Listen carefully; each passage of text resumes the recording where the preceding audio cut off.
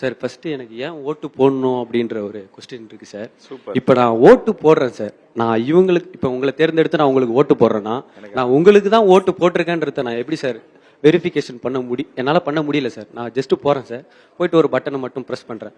ஆனா பட்டனை மட்டும் ப்ரெஸ் பண்ணிட்டு வந்துடுறேன். பட் அந்த ஓட்டு வந்து உங்களுக்கு தான் விழுந்துதான்றது வந்து எனக்கு தெரியல. ஆனா அதுக்காக ஒரு சின்ன சேஞ்சா வந்து இப்ப நம்ம ஆதார் கார்டுல வந்து நம்ம கைரேகை யூஸ் பண்றோம் சார். அதே போல பாத்தீங்கன்னா இன்னும் எல்லா இடத்துலயும் பேங்க்லயும் சரி யூஸ் பண்றோம். அதே மாதிரி நம்ம ரேஷன் கார்டு எல்லாத்துலயும் யூஸ் பண்றோம் சார்.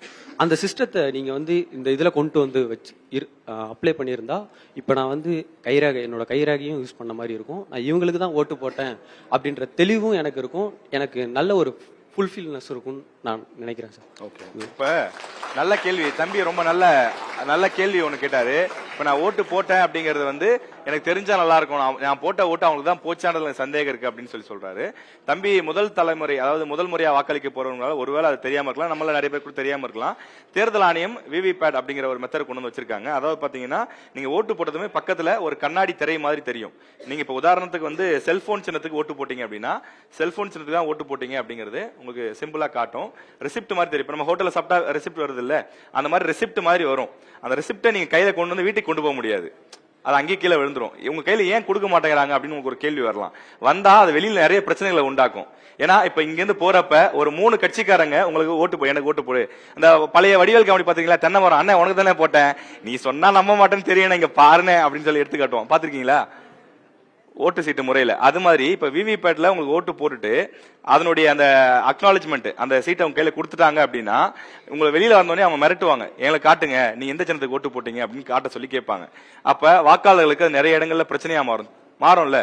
உங்க கையில எந்த ஆதாரமும் இல்லைன்னா யார் கேட்டாலும் நம்ம என்ன சொல்லலாம், உங்களுக்கு தான் ஓட்டு போட்டேன்னு சொல்லிட்டு போயிடலாம். நமக்கு பிடிச்ச யாரோ ஒருத்தங்க நம்ம ஓட்டு போட்டுடலாம். அவங்களும் அதை வெரிஃபை பண்ண முடியாது. நீங்க கேட்டதுக்கான பதில் ஆல்ரெடி அப்படி ஒரு சிஸ்டம் இருக்கு, நம்ம ஊர்ல அப்படி இருக்கு. அதே மாதிரி கைரேகை கொண்டு வரணும்னு சொல்லி சொல்றீங்க. இப்ப ஆதார்லயோ இல்ல ரேஷன் அட்டையிலயோ இருக்கிற மாதிரி கைரேகை கொண்டு வரணும்னு சொல்லி சொல்றீங்க.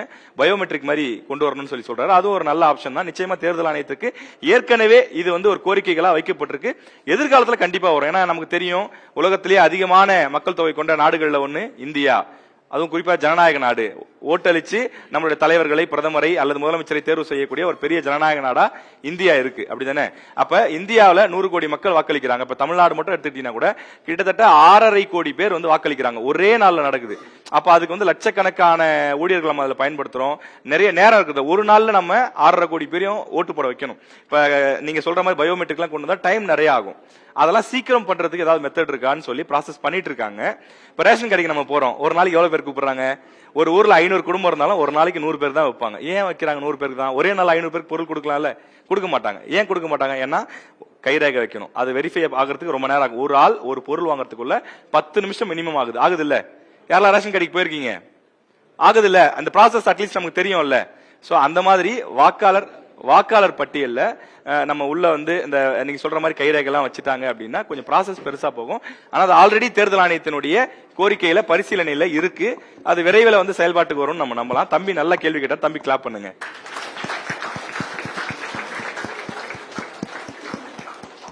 நல்ல அறிவுபூர்வமான கேள்வி. இந்த மாதிரியான கேள்விகள் யார் இருந்தாலும் கேட்கலாம், ஆரோக்கியமா விவாதம் செய்யலாம். அதுக்கான பதில்களையும் தம்பி வந்து ஏதோ ஒரு கோரிக்கையை முன்வைக்கணும் அப்படின்னு ஆசைப்படுறேன். சொல்லுப்பா. கோரிக்கை நான் என்ன வைக்கணும்னு நினைக்கிறேன்னா, ஆணவ கொலைகள்லாம் அதிகமா நடந்துகிட்டு இருக்கு சார். எப்படின்னு பாத்தீங்கன்னா இதுக்கு முன்னாடி ஆட்சி பண்ணவங்க தான் பண்றாங்க, புதுசாவும் பண்ண வர்றதுக்கும் இருக்காங்க, இதுக்கு முன்னாடியும் பண்ணியிருக்காங்க. யாரு வந்துமே இந்த ஆணவ கொலைக்கு ஒரு தீர்வே கிடைக்க மாட்டேங்குது. அது வந்து என்ன பண்ணா எப்படி? இப்ப நானே பண்ணேன்னா வச்சுங்க சார், ஒரேடியா மாடர் பண்ற மாதிரி. ஏன்னா இப்ப அந்த வீட்டுக்கு எவ்வளவு இழப்பீடா இருக்கும் சார். இப்ப என் வீட்டுல ஒண்ணு நடக்குதுன்னா எனக்கு எவ்வளவு கஷ்டமா இருக்கும். இப்ப அவன் ஈஸியா வெளில வரான் சார். 5000 10,000 1 லட்சம் 2 லட்சம் காசு கொடுத்துட்டு ஈஸியா வெளில வரான் சார். வந்துட்டு திருப்பியும் பண்றானுங்க சார். அதெல்லாம் பார்க்கும்போது ரொம்ப கஷ்டமாவும் இருக்கு. பெண்களுக்கு சேஃப்டி இல்லாத மாதிரி இருக்கும், பசங்களுக்கு ஒரு மாதிரி ரொம்ப கஷ்டமாவும் இருக்கு. அதே மாதிரி இந்த போதைப் பொருள் எல்லாம் இருக்குல்ல சார், இந்த கஞ்சா அடிக்கிறது அது இதுன்னு. அதே மாதிரி இந்த டாஸ்மார்க்லாம் கொஞ்சம் ஒழிக்கிறதுக்கு புது கட்சி பண்ணாலும் நல்லா இருக்கும். பழைய கட்சி திரும்பி வந்தாலுமே சரி, அந்த விஷயத்தெல்லாம் தமிழ்நாட்டில இருந்து எடுத்துட்டா இன்னும் சூப்பரா இருக்கும்னு நினைக்கிறேன். ஓகே, புரிஞ்சிச்சு. கோரிக்கையா இருக்கு. இப்ப நாங்க வந்து கிட்டத்தட்ட ஒரு 10 மாவட்டத்துக்கு மேல போயிருக்கோம். திருவள்ளூர் மாவட்டத்தில் ஆரம்பிச்சு நாமக்கல் வரைக்கும் வந்திருக்கோம். யாருமே வந்து இவ்வளவு ஷார்ப்பா, இவ்வளவு ஒரு நல்ல நோக்கத்துக்கான ஒரு நல்ல கேள்வி கேட்டதில்ல. இந்த மாணவருக்கு திரும்பவும் ஒரு கைத்தட்டல். இப்ப ஆணவ படுகொலைகள் என்பது தமிழ்நாட்டுல பல மாவட்டங்கள் நடக்குது, பல இடங்கள் நடக்குது, தொடர்ச்சியா அது வந்து நடந்துகிட்டே இருக்கு. தொடர்ச்சியா இருந்துட்டே இருக்கு அப்படிங்கிற ஒரு பிரச்சனை வந்து இருந்துட்டே இருக்கு. இப்ப அதுக்கு வந்து ஒரு சட்டம் கொண்டு வரணும். அதாவது ஆணவ படுகொலைக்கு எதிரான ஒரு தடுப்பு சட்டம் வேணும் அப்படின்னு சொல்லி கிட்டத்தட்ட எல்லா கட்சிகளுமே அந்த கோரிக்கையை முன் வைக்கிறாங்க. அது வேற வேற வடிவங்கள் அல்லது சரத்துக்கள் மாறுமே தவிர எல்லா கட்சிகளுக்குமே அப்படி ஒரு சட்டம் வேணும்ன்ற தேவை இருக்கு. சமீபத்தில் கூட சட்டமன்றத்தில் 2025 இப்ப நடைபெற்று முடிந்த இந்த கூட்டத்தொடரில் கூட இது சம்பந்தமான சட்டத்தை ஏற்றணும்னு சொல்லி ஏறக்குறைய பெரும்பாலான கட்சிகள் ஆளுங்கட்சிக்கு முதலமைச்சருக்கு அழுத்தம் கொடுத்தாங்க. தமிழக முதலமைச்சரும் கூட, அதாவது தமிழக அரசும் கூட இந்த சட்டங்களை வந்து இன்னும் கடுமையாக்கி இருக்கிறாங்க. ஏற்கனவே இருந்த சட்டத்துல வந்து ஈஸியா வெளியே வர மாதிரி அல்லது குறைந்த ஆண்டுகள் தண்டனை இந்த மாதிரியான விஷயங்கள் இருந்தது. அந்த சட்ட திருத்தத்தை மேற்கொண்டிருக்காங்க. அதை இன்னும் கடுமையாக்கணும்ன்ற கோரிக்கைகள் தொடர்ந்து இருக்கு. தமிழக அரசினுடைய பரிசீலனையில் இது இருக்கு. உங்களுடைய நிகழ்ச்சியை கண்டிப்பா ஆட்சியாளர்கள், அது அதிமுக, திமுக அல்லது மற்ற கட்சிகள், எல்லா கட்சி தலைவர்களும் பார்ப்பாங்க. தலைவர்களே நோட் பண்ணிக்கோங்க, இளைஞர்களுடைய எதிர்பார்ப்புல இதுவும் ஒரு முக்கியமான கோரிக்கையா இருக்கு. நன்றி. ஓகே.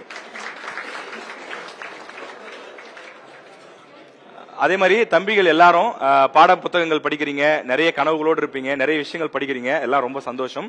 அதே நேரத்தில் தினசரி தொலைக்காட்சிகளை பாருங்க, செய்திகளை தெரிஞ்சுக்கோங்க.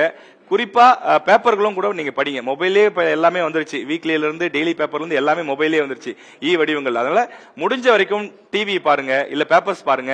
டெய்லி உங்களை சுத்தி என்ன நடக்குதுங்கிறது தெரிஞ்சுக்கோங்க. கரண்ட் அஃபேர்ஸ் சொல்லுவோம்ல, வாட்ஸ்அப்பை மட்டுமே பார்த்துட்டு இல்ல இன்ஸ்டாகிராம் மட்டுமே பார்த்துட்டு வாழ்ந்துடாதீங்க. பெரும்பாலான தம்பிகள் அப்படி இருக்க மாட்டீங்கன்னு நான் நம்புறேன். ஒருவேளை அப்படி இருந்தீங்கனாலும் இனிமே மாத்திக்கோங்க. உங்களை சுத்தி என்ன நடக்குது அப்படிங்கறத தினசரி ஒரு அரை மணி நேரம் நீங்க டிவி பார்க்கலாம், தொலைக்காட்சி. நான் சொல்றது செய்தி. ஏன்னா நீங்க ஆத்தென்டிக்கான சேனல்ஸ் பார்த்தா மட்டும்தான் நீங்க உண்மையான செய்திகளை தெரிஞ்சுக்க முடியும். வேற வாட்ஸ்அப்ல பாத்தீங்கன்னா யார் வேணா என்ன வேணா பொய்யா எழுதிருக்கலாம். இன்ஸ்டாகிராம் பாத்தீங்கன்னா ஏதாவது ஃபேக்கா யாராவது பேசி வீடியோ போட்டிருக்கலாம். அது எல்லாமே உண்மையாங்கிறத நீங்க அதுவும் ஏஐ வந்ததுக்கு அப்புறம் பாத்தீங்கன்னா தத்ரூபமா பண்ணிடுறாங்க. என்ன தர்ஷினி, எப்படி வேணா பண்ணிடுறாங்க. அதனால இது உண்மையா பொய்யானே கண்டுபிடிக்க முடியாத அளவுக்கான விஷயங்களா மாறிடுது. அதனால டெய்லி தொலைக்காட்சி மற்றும் இல்ல பேப்பர்ஸ் வந்து படிங்க. ஒரு அரை மணி நேரமாவது நீங்க செலவிட்டீங்க அப்படின்னா உங்களுடைய எதிர்காலம் நல்லா இருக்கும், உண்மையான விஷயங்களை தெரிஞ்சுக்க முடியும் அப்படிங்கிற ஒரு ரெக்வெஸ்டையும் உங்ககிட்ட நாங்க வைக்கிறோம். தேங்க்யூ. குறிப்பா நியூஸ் தமிழ் 24/7 எல்லாரும் பாருங்க.